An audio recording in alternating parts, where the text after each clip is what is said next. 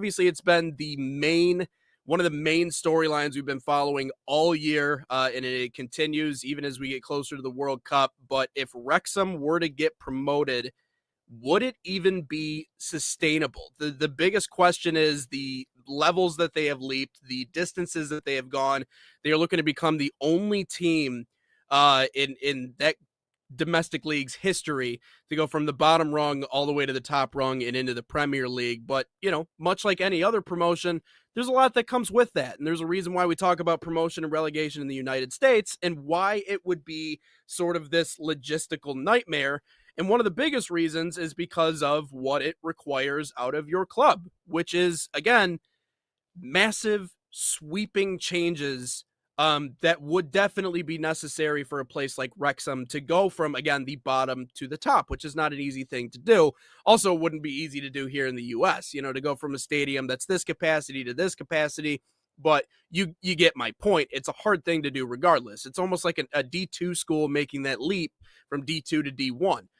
There's a lot that comes with that. I don't care how good you are at playing your sports. There's a lot of money and a lot of investment that has to go into it. However, I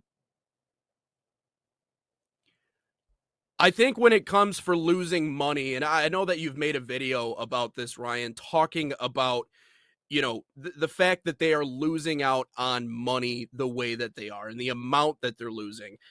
I think it's different when we look at clubs and we look at for-profit businesses. There's a difference between the two, right? By investing heavily into player contracts and infrastructure and everything as it pertains to putting a successful product on the field, the product itself appreciates, right? So you can sell it at a much higher price than what you acquired it. Being in debt is not necessarily a bad thing, especially when you have very profitable, wealthy owners, obviously the way that Wrexham does. So the net losses in this case are not nearly as serious. You're always kind of riding that line when it comes to being in debt. You're never going to be for profit. You're never really going to make money.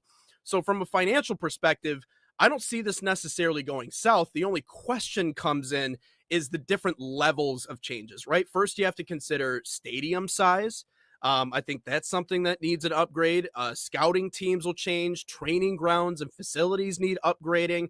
And not only that, but the youth academy itself to a full-on Category 1 program.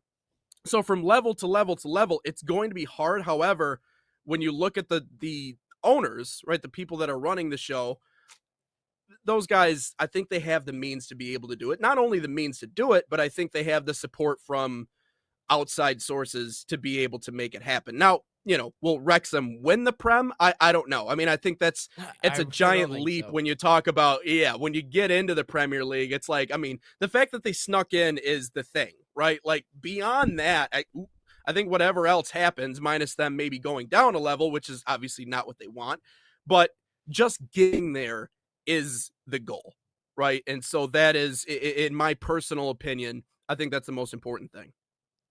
Yeah, Dave coming in on the YouTube, he says they should have aimed for mid-table into the championship, helps build the stadium up, build an academy/training facility. Yeah, no, I kind of agree with that. It almost feels like they've been getting promoted way too fast. They've been getting promoted every single year.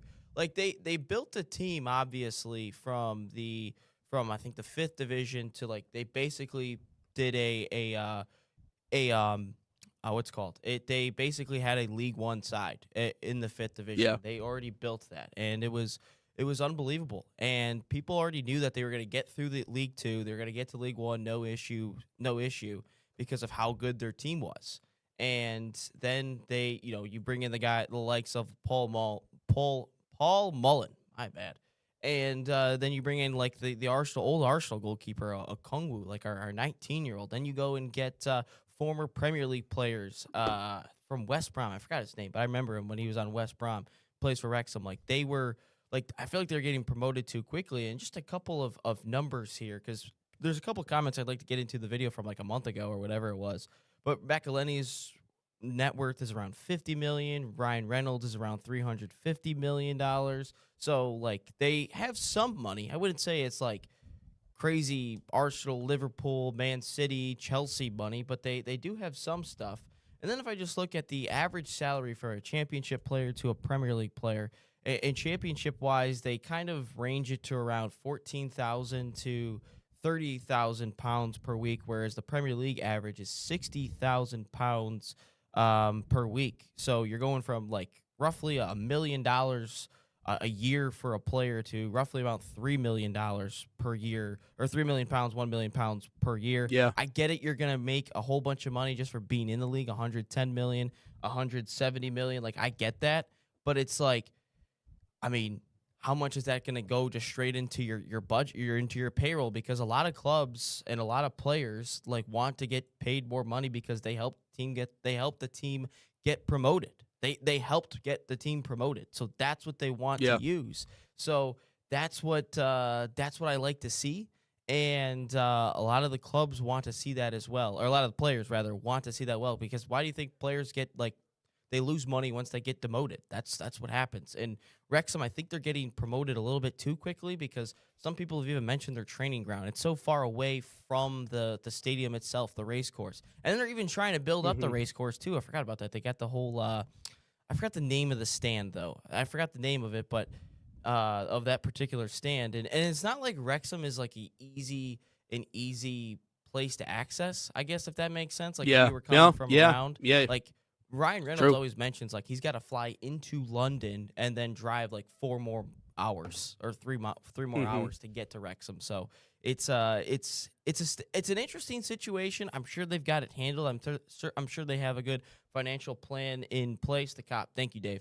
And I should have done with the Liverpool thing, but yeah, no, that's just something that I'd look into and just make sure that you guys are on the right page because you don't want to get promoted too quickly because if you get relegated, some teams don't recover from being relegated.